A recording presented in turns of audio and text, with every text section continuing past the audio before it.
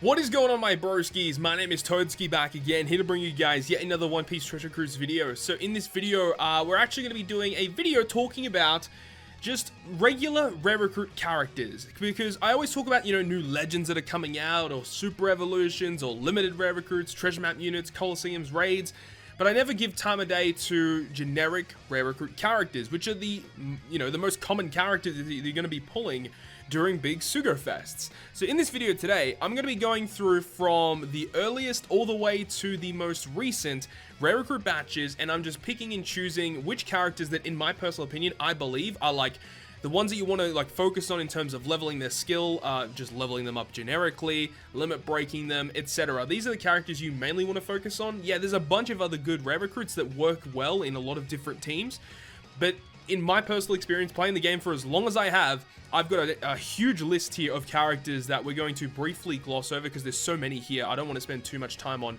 any particular unit, but just all of these characters that I state in this video are like really, really good units that work well in a lot of different teams. Like, yeah, some units, as I said, you know, that work well with a lot of good units. Like one unit that's not on this list but is a good unit generically is the dual unit Rob, Lucci and Kaku, being a 2x attack booster for like 3 separate classes. He's got a good switch ability, and yeah, he is a good unit, but I feel like you should probably focus more on utility-based stuff. Damage-based abilities are really good and all. It's just that the thing is most of the time you want to be focusing on having good utility on your team to make sure you can actually get around enemy gimmicks and then go ahead and focus on damage later on. So let's go ahead and start things off. The earliest unit I have on this list is actually this character right here, Emporio Ivankov. Now, as of late, I really haven't used this character that much, but still, at face value, this character's abilities is very good. So the main reason why this character is good, got a good sailor ability to resist blindness, but also 15 turn cooldown to remove all poison on your team, as well as give you 2 turns of 50% damage reduction, and he provides healing for 2 turns. Back in the day when this character was up and running, this was like a must-have character for a lot of training forests and just really long and difficult content. The fact that you could have this ability to get healing and damage reduction over 2 different turns was great. Nowadays, as I said, not really used too much, but still, another really good unit, a really good thing about this character. Now, I don't want to focus on support abilities too much in this video. I just want to talk about their abilities, their innate abilities while they're on the crew. But this character does have a good support ability as well, where you can support Monkey D. Luffy, Bon Clay, and Inazuma to remove all poison when it gets inflicted to your crew. So that's another reason why you might want to focus on keeping dupes of this unit. So then moving on to the next unit, 908, not 980, 908 is going to be this 3-day 2-year Robin. Again, another really old school unit by the ID, you can tell that. But the reason why this unit is so good, so she has the ability, 9-turn cooldown, to go ahead and delay all enemies for 1 turn, locks your orbs for 1 turn, it does fixed damage to all enemies, and reduces your crew's HP to 1. So there's lots of different abilities here that can be used on a lot of different teams. You know, fixed damage to get around stages with, you know, the seahorses or enemies with high defense. You can use this special to bypass that. You get a delay from it, the locking of orbs, but reducing HP to 1, that's pretty interesting. That can be used on a lot of different teams that require you to be at low HP. I believe, to my knowledge, this actually procs in rage abilities. I'm not 100% confirmed on that, but I'm pretty sure it does. I'm pretty sure that there was something that changed that if you have some sort of ability that reduces your own HP, that will proc your own enrage abilities. So that's pretty cool, right? Now, 9-turn cooldown is very good. However, when you limit break her, she has the ability to reduce her own special cooldown at the start of the fight. So if you do have this at level 5 and you have her at max skill, you will be ready to go as soon as you start the fight. So you can start off round 1 and immediately reduce your crew's HP to 1. So for certain teams, that might be like something worth looking into. So that's why she's here. Now, another character that's really good in terms of limit break is this guy, Elizabello II. He is so good. I use him almost every day. Literally every time I'm running a Jack team for a fortnight or for Turtles or whatever, this guy's going to be on that team. And the main reason for that is because, yeah, he does a lot of damage, and every single turn that you wait to use his special past when he's maxed, you get additional damage. So he can stack up to 500 times his attack AoE, which is great. And the main thing why this is so good is because of the special cooldown reduction with his limit break. Maxing it out gives you 15 turns of cooldown reduction at the start of the fight. He's already on an 18-turn cooldown, so with 2 turns of cooldown from your just crew sockets, as well as like the host ship, he pretty much is ready to go as soon as you start the run, which is the main reason why this guy is so good. Yeah, this guy's phenomenal, so make sure to max him out if you guys haven't done so yet. So now moving on, we're going to move on to 1232, which is going to be G5 Smoker. This guy's really important because he allows you to switch into the captain spot with his special ability. He becomes your captain for 2 turns. Now this can be really good because, like, for example, on Clash Fujitora, he blows away your captain for a certain amount of time. So you can switch this guy into your captain position, he gets blown away, and then he switches back after the preemptive, and then that's really great because your captain will be unaffected. But just, this is a really good unit to also use to just get around other abilities that swap your captain's position. If you already have a captain swapped into your captain spot, the enemy can't do it to you. So again, this is one of the most important characters, honestly. Make sure you have this guy. You know, limit breaking him is fine, but his limit break doesn't really provide much. Quick damage reduction and a critical hit, it's not that important. The main reason why you want it is because of this special ability right here.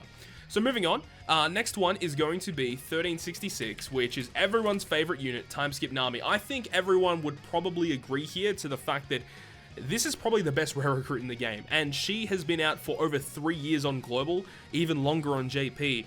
So this unit, and why she's so good, she will always resist special bind on herself, so her special is always ready to go.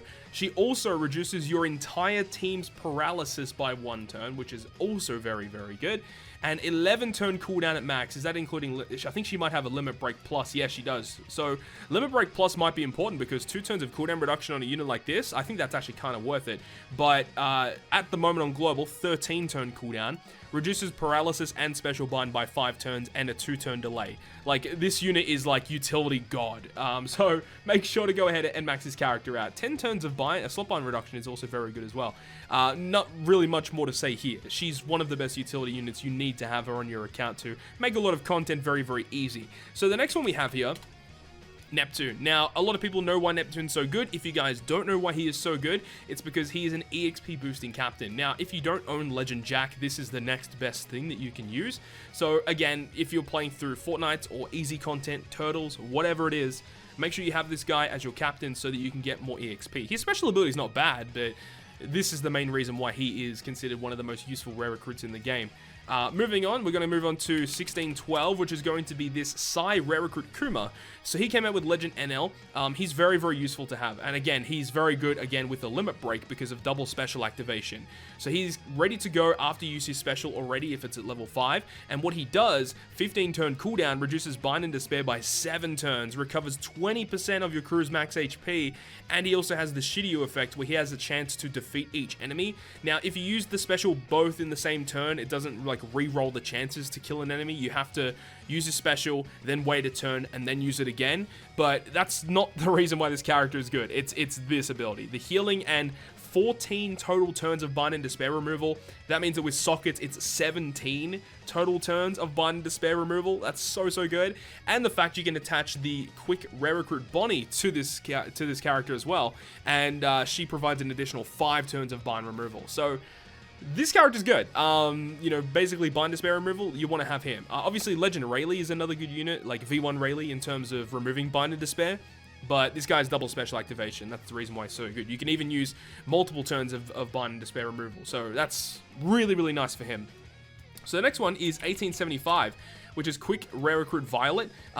This character came out with, who did she come out? V2 Fujitora, I believe it was. So she's really good because she has the ability to completely resist special bind on herself. She also resists paralysis on your entire team by 1 turn. Looks very familiar, doesn't it? She also has a really low cooldown, changes recovery, tandem, empty, and block into matching, reduces paralysis and special bind by 2 turns, and gives you a 0.5 chain boost for 1 turn. So in terms of the utility boost, it's not as powerful as the time skip Nami, but she has the added effect of orb manipulation with block orb specifically, which is great, and the chain lock, or the chain boost, mind you. So that's really, really nice. Having just the ability to remove special bind is always really, really nice. So moving on to the next character, 1959 is going to be Dax Shira, who came out with Legend Robin's release. So she's really nice. She has really good class combinations. Free Spirit, Cerebral, very, very good. So again, she completely resists silence on herself. Changes all orbs into recovery at the start of the fight. Again, this can be quite good for certain teams that treat recovery as beneficial. We basically get a full board of orbs at the start of the fight. Depending on what you're going up against, this could be very important. So for her special ability with cooldown goes down to 13. I think that's where the key limit breaks. So unfortunately, not on global yet. but 15 turns, reduces paralysis, special bind, and attack down by 5 turns, recovers 7,000 HP for 3 turns, and changes the top row slots into matching. So yeah, that's really good. She's basically time skip Nami, but instead of providing delay, she gives you the attack down removal and the HP recovery, and she gives you 2 matching orbs. Now, the only downside to this character compared to time skip Nami is the cooldown, because she's a 15-turn cooldown, Nami's a 13-turn cooldown. Also, Nami is a cerebral striker, this character is cerebral free spirit. Either way, they're very, very similar, but it's nice to have the different class combinations and just a different color as well. She's Dex, Nami's Int. Having the different color and class combinations for the same effect is always really good. It means that you can always have a character that's boosted on a lot of different teams. That's really useful to have. So Shirahoshi's fantastic. So moving on from that batch, we're going to move on to 1987, which is the Strength Marco. So Strength Marco came out with Luffy and Ace, this guy right here. He has a really good special ability. So he makes, well, with his sailor ability already, makes tandem and recovery beneficial for free spirit. So 2 out of the 7 natural orbs as matching is great. But does he have Limit Break Plus? Yes, he does. So normally it's going to be 14 turns on global, 12 with the Limit Break, with the key Limit Break. But he reduces bind and chain coefficient reduction and attack down by 5 turns. So again, the utility effects that reduce the effects by 5 turns are always going to be so useful. 5 turns is huge. He also gives you 90% damage reduction for 1 turn, and if you have 3 or more strength characters, you get a 0.75 chain boost. Like, this unit's so good. Yeah, I don't use him that often, but opportunities where you can use him, dude, he puts in work. Very, very useful character to have. So after Marco, we have 2027, and that is this Hina. Now, this Hina, like, as I said at the start of the video, where, you know, characters that provide damaging abilities are always nice to have, but this one in particular is important because this character provides boosts that, like, some legends can't even do, right? So what I mean by this is the fact that when you have her as a sub, if your captain is Quick or Sai, she gives you a 2x color affinity for 1 turn for Quick or Sai. So in Kizuna mode, this is where you're going to be using her the most, because in Kizuna mode, obviously, it's based on doing raw damage. So how much damage can you deal?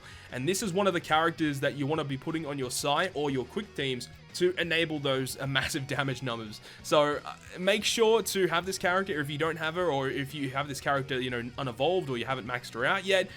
This is one worth doing, especially if you are looking into Kizuna mode. This is such a useful character to have. Moving on from that, though, we're going to be talking about 2107, which is going to be Korrina. Came out with Guild Tesoro. She's a Sai / a Cerebral. Very, very good special ability, which will go ahead and reduce Threshold, Rainbow Shield, Resilience, and end of turn damage or percent cut buffs by 4 turns. She also changes adjacent and block orbs into matching, and will go ahead and randomize all your non-matching slots, and gives you 2 turns of 70% damage reduction. Just like overhaul of crazy, crazy utility. Orb manipulation, damage reduction. This unit's so good. I do use her relatively often, I would say. But the thing is like, some of these buffs don't really like matter anymore. Like resilience, there's lots of characters that can get through resilience. And there have been some times where you would want to use a character like this, because not only does she get rid of the buffs, but she gets rid of block orbs as well. And there are a lot of content that provide this and give you block orbs. So this unit's really good for that. The only downside to the character is it's 4 turns, not 5 turns. If this was 5 turns, bro, she would be legit, like, probably one of the best rare recruits in the game. Well, she already is one of the better rare recruits, but I would say legit, like, probably top 5, top 10 best rare recruits in the game. Probably. She would be insane.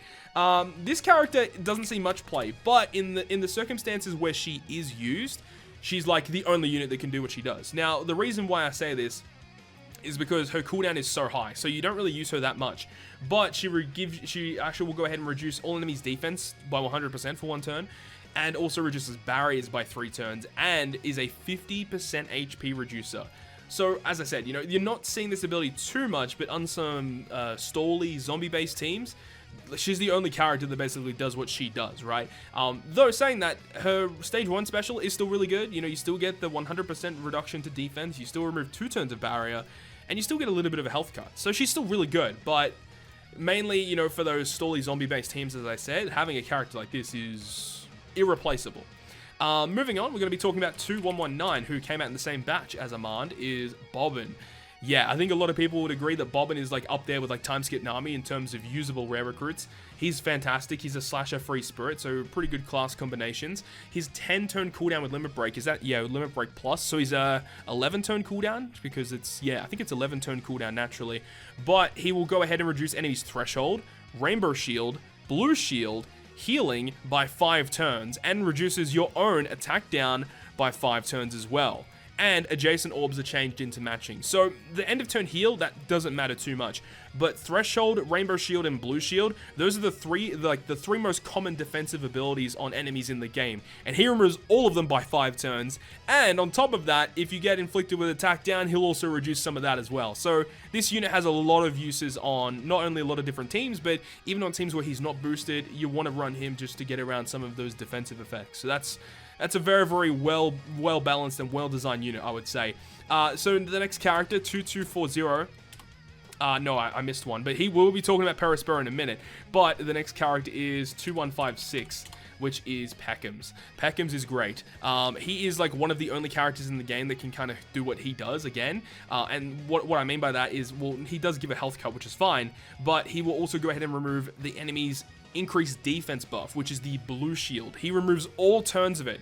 So if you guys have ever played through the Zero Stamina Wano Lot event that came out recently on Global, on the Sheep's Head stage, he puts up like a 49 turn blue shield buff. The only 2 units in the game that can just remove that blue shield is this guy and Vivian Rebecca. So this guy is just really nice to have for that innate ability.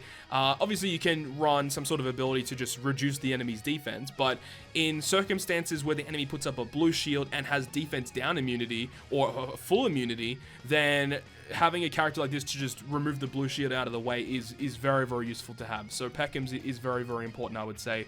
Now moving on to 2240, which is Perospero. I use this character all the freaking time. He has great class combinations. He actually is a striker. You can use him on Kaido teams. He's a cerebral unit. You can use him on Sabo and Koalla teams. You can use him on a lot of different teams. He's great. So he will go ahead and lock your orbs for 1 turn. He cuts the enemy's HP by 10%. He's a special cooldown reducer for all units. And he's a 1.75 color affinity to Strength X Quick. And 10 turn cooldown. Now, of course, Limit Break Plus gives you more cooldown and such like that. But really low cooldown for what he does. Now, he also has double special activation, so you can use his special ability on multiple different stages. You can get multiple different turns of a 1.75 color affinity, cooldown reduction, health cut, or block. Like, this unit is so good. This unit is so freaking good. And he also reduces cooldown when it's rewinded. So if your characters do get rewinded, you can just launch his special twice to rewind all the rest of your characters, right? So yeah, this, dude, Perospero is so good. So good. His support ability isn't very good, but man, I love this character. Definitely like top 5 for me, like regular rare recruit from a batch. Top 5 for me personally. He's so good. Another character that came out in his own batch, which was Daifuku. I don't use this character as much, but he is still very good. He's a driven powerhouse unit, so good class type combinations. His ability here with his special, really low cooldown, mind you. He does have a key limit break, but it's really low cooldown. I think it's 6 turns naturally, with limit break, of course, and then limit break plus is down to 5 turns. But he reduces the enemy's rainbow shield, end of turn heal, blue shield, and resilience by 2 turns. He gives himself a recovery orb, and then also deals a bit of damage to all enemies. So the cool thing about this is yeah, it's really low cooldown, 6 turns with regular limit break, but he has double special activation once again. So yeah, this unit's great. So you can remove up to 4 turns of Rainbow Shield, Blue Shield, Resilience buffs. Or you could go ahead and use it on one stage to get rid of one buff and another stage to get rid of another buff. He also does multiple different hits of damage then. He's just a really nice unit to have. As I said, not a very common unit that I use that often, but still really good. Dude, we have so many units to go through. Okay, 2269. Again, another really great defensive unit that removes defensive effects on the enemy. Praline, who came out with V2 Jinbei. So really low cooldown, reduces the increased defense, so it's blue shield, percent damage reduction, which is rainbow shield, and threshold by 5 turns. And then does a bit of orb manipulation, that doesn't matter that much, but also recovers some HP for 3 turns if the captain's orb is recovery. But this is what you use her for, the removal of enemy defensive effects. So good. So good. Also, in that same batch, we're going to have Hachan. Hachan, again, very good character. This guy's just a really good unit because he is a self-proccing conditional booster. So he will go ahead and reduce all enemies' defense by 100% for 1 turn. He's a really good orb manipulator, but also, if your captain is Powerhouse, he will give you that 1.75 conditional attack boost against defense down.